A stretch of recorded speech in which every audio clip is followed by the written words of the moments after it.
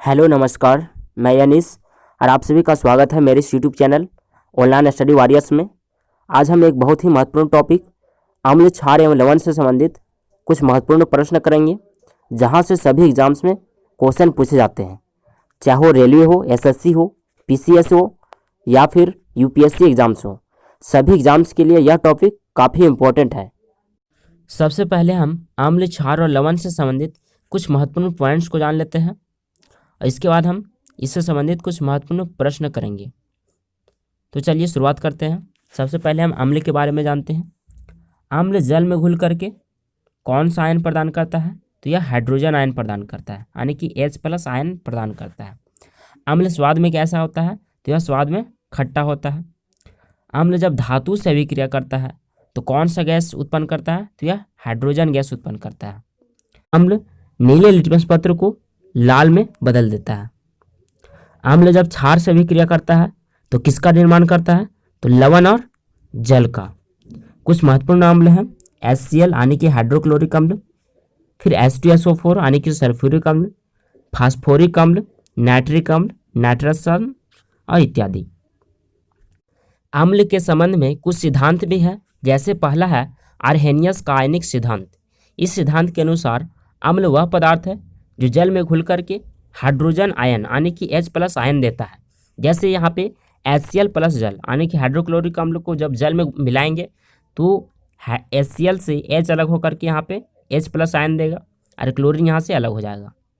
तो कोई भी अम्ल जब उसको जल में घोलते हैं तो H+ आयन देता है। दूसरा सिद्धांत है ब्रॉन्स्टेड और लॉरी का सिद्धांत। इस सिद्धांत के अनुसार अम्ल वे पदार्थ है जो किसी दूसरे पदार्थ को प्रोटॉन प्रदान करने की क्षमता रखते हैं, यानी कि अम्ल को जब जल में घुलते तो क्या होता है? H+ आयन देता है और प्लस चार्ज किस पे होता है? प्रोटॉन पे। तो सभी अम्ल क्या होते हैं? प्रोटॉन प्रदान करने की क्षमता रखते हैं। नेक्स्ट अब हम क्षारक के बारे में जानेंगे। क्षारक का जलीय विलयन कौन सा आयन प्रदान करता है? तो यह हाइड्रोक्साइड आयन प्रदान करता है, यानी कि OH- आयन।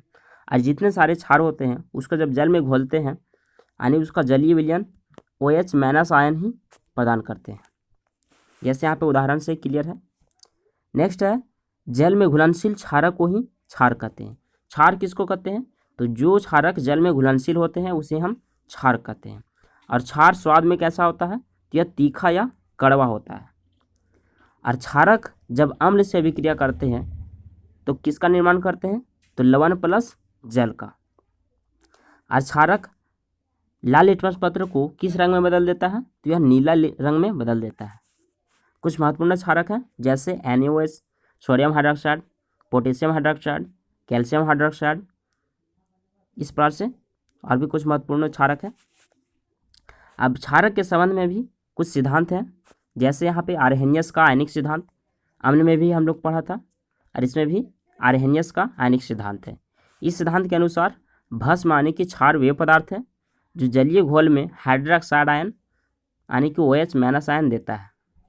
हमने अम्ल में पढ़ा था कि उसमें कौन सा आयन देता है? तो H+ आयन। और क्षार में कौन सा आयन प्रदान करता है? तो OH- आयन।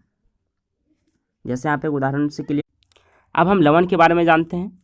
लवण वह यौगिक है जिसका निर्माण अम्ल तथा क्षार के संयोग से होता है, जैसे NaCl यानी कि NaCl किसका सूत्र है? साधारण नमक का। NaCl का निर्माण कैसे होता है? तो HCl और NaOH यानी कि हाइड्रोक्लोरिक अम्ल और सोडियम हाइड्रोक्साइड जब आपस में अभिक्रिया करते हैं तो किसका निर्माण होता है? साधारण नमक यानी कि NaCl और जल का निर्माण होता है। यहाँ पे HCl क्या है? अम्ल है और NaOH क्या है? मेरा क्षार है। तो अम्ल और क्षार जब आपस में अभिक्रिया करते हैं तो क्या बनाते हैं? लवण प्लस जल। तो NaCl क्या हो गया? मेरा लवण यानी कि नमक का सूत्र हो गया और H2O जल हो गया। अर्थात एक तरह से बोल सकते हैं कि अम्ल और क्षार की अभिक्रिया के फलस्वरूप जल के साथ बना दूसरा यौगिक ही मेरा क्या कहलाता है? लवण कहलाता है। अब हम इससे संबंधित कुछ महत्वपूर्ण प्रश्न कर लेते हैं। पहला प्रश्न है अम्ल जल में घुलकर कौन सा आयन प्रदान करता है? तो इसका राइट आंसर क्या हो जाएगा? Option A H+ ion. Second question है क्षारकों के जलीय विलयन में कौन सा आयन होता है? तो इसका राइट आंसर क्या हो जाएगा? Option D OH- ion. Question number third अम्ल वह पदार्थ है जो डैश, तो इसका राइट आंसर क्या हो जाएगा? ऑप्शन सी, प्रोटॉन प्रदान करता हो, यानी कि अम्ल वे पदार्थ होते हैं जो प्रोटॉन प्रदान करते हैं। क्वेश्चन नंबर 4, क्षार वह पदार्थ है जो डैश, तो इसका राइट आंसर क्या हो जाएगा? ऑप्शन डी, प्रोटॉन ग्रहण करता हो, यानी कि अम्ल क्या करते हैं? प्रोटॉन प्रदान करते हैं और क्षार प्रोटॉन को ग्रहण करते हैं। तो एक प्रदान करता है और एक ग्रहण करता है, इसलिए अम्ल और क्षार को जब आपस में अभिक्रिया कराते हैं तो क्या होता है? विलयन को उदासीन कर देता है। क्वेश्चन नंबर 5, अम्ल और क्षार अभिक्रिया करके क्या बनाते हैं? तो इसका राइट आंसर क्या हो जाएगा? ऑप्शन सी, लवण, और साथ में जल का भी निर्माण करते हैं। इसे हम उदासीनीकरण अभिक्रिया भी कहते हैं, यानी कि अम्ल और क्षार के आपस में जब अभिक्रिया करते हैं तो इस अभिक्रिया को हम उदासीनीकरण अभिक्रिया भी कहते हैं।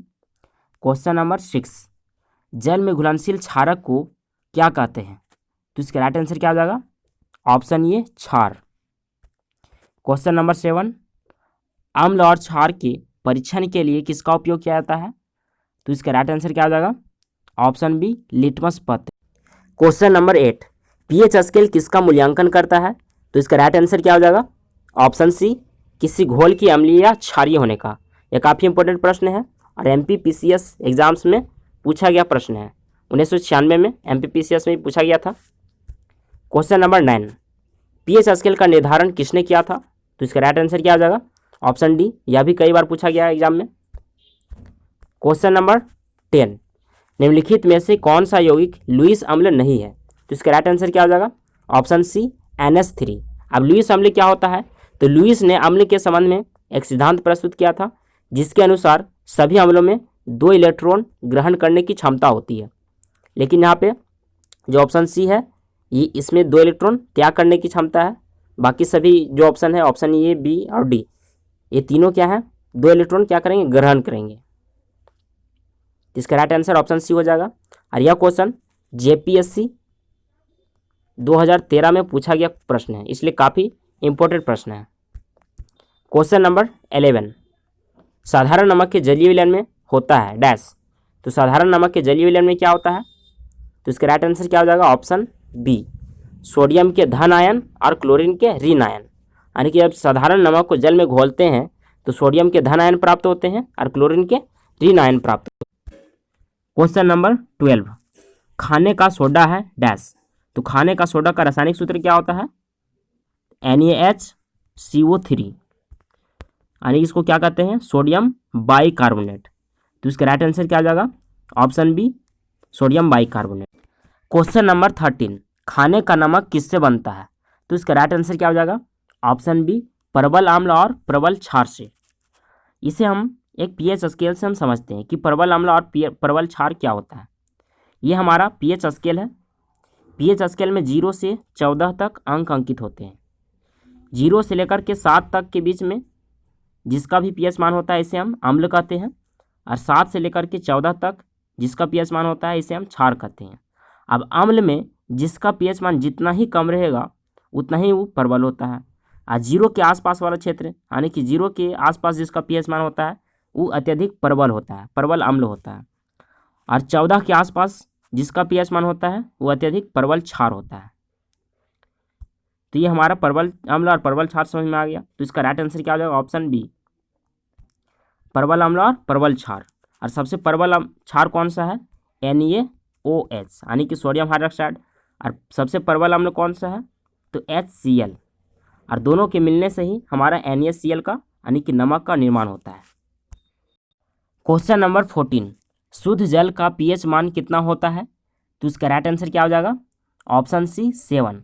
और जिसका भी पीएच मान 7 होता है वह क्या होता है? उदासीन होता है। क्वेश्चन नंबर 15, मानव के रक्त का पीएच मान कितना होता है? तो इसका राइट आंसर क्या हो जाएगा? Option B, 7.4। क्वेश्चन नंबर 16, मुंह का पीएच मान कितना से कम होने पर दांतों का क्षय शुरू हो जाता है? तो इसका राइट आंसर क्या हो जाएगा? Option D, 5.5। और वर्षा के जल का जब पीएच मान 5.6 से कम हो जाता है तो वह अम्लीय वर्षा कहलाता है। क्वेश्चन नंबर 17, नेटल के डंक में कौन सा अम्ल होता है? तो इसका राइट आंसर क्या हो जाएगा?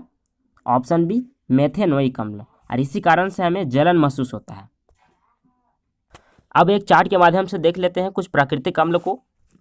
सिरका में कौन सा अम्ल पाया जाता है? तो एसिटिक अम्ल। संतरा में सिट्रिक अम्ल। इमली में टार्टरिक अम्ल। टमाटर में ऑक्सैलिक अम्ल। और खट्टा दूध में यानी कि दही में कौन सा अम्ल पाया जाता है? तो ये लैक्टिक अम्ल। और दही में कौन सा सूक्ष्मजीव होते हैं? तो लैक्टोबैसिलस, इसीलिए इसका नाम क्या हो गया? लैक्टिक अम्ल। नींबू में कौन सा अम्ल पाया जाता है? तो सिट्रिक अम्ल। नींबू और संतरा दोनों में सिट्रिक अम्ल ही पाए जाते हैं। चींटी के डंक और नेटल के डंक दोनों में मैथोनोइक अम्ल पाए जाते हैं। तो काफ़ी इंपॉर्टेंट है सभी, इसलिए इसको याद कर लें। क्वेश्चन नंबर 18, फोटोग्राफी में स्थायीकरण के रूप में प्रयुक्त होने वाला रसायन है। तो फोटोग्राफी में जो स्थायीकरण किया जाता था ये अब नहीं होता, पहले होता था जब नेगेटिव से फोटो निकाला जाता था। तो उस समय कौन सा रसायन का प्रयोग किया जाता था? तो इसका राइट आंसर क्या हो जाएगा? Option B, sodium thiosulphate. और यह जो क्वेश्चन है काफ़ी वेरी इंपॉर्टेंट क्वेश्चन है। यह IAS प्रीलिम्स 1995 में पूछ चुका है। क्वेश्चन नंबर 19, स्वर्णकारों द्वारा प्रयोग में आने वाला एक्वा रजिया निम्नलिखित को मिलाकर बनाया जाता है। तो इसका राइट आंसर क्या हो जाएगा? ऑप्शन बी, नाइट्रिक अम्ल और हाइड्रोक्लोरिक अम्ल। और इसे किस अनुपात में मिलाया जाता है? तो 1:3 के अनुपात में से मिला करके एक्वा रजिया का निर्माण किया जाता है, जिसका उपयोग सोना और प्लैटिनम को गलाने में किया जाता है। यह काफ़ी इंपॉर्टेंट प्रश्न है। यह प्रश्न UPSC 2014 में पूछा गया है, इसलिए काफ़ी इंपॉर्टेंट क्वेश्चन है और वो भी मेंस में पूछा गया है। क्वेश्चन नंबर 20, जल में कार्बन डाइऑक्साइड गैस प्रवाहित करने पर बना सोडा वाटर है। तो जल में जब कार्बन डाइऑक्साइड को प्रवाहित किया जाता है तो जो सोडा वाटर जो बनता है उसकी प्रकृति क्या होता है? तो इसका राइट आंसर क्या हो जाएगा? ऑप्शन सी, अम्लीय प्रकृति। यह भी क्वेश्चन RTS 1999 में पूछा गया क्वेश्चन है। एक क्वेश्चन आप सब के लिए, निम्नलिखित में से किसका उपयोग जल को जीवाणुओं से मुक्त करने के लिए रोगाणुनाशक के रूप में होता है? अगर इसका राइट आंसर पता हो तो आप कमेंट में ज़रूर लिखें, मैं आपका रिप्लाई ज़रूर दूंगा।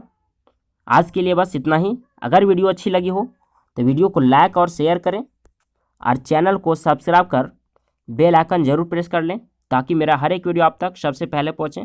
धन्यवाद।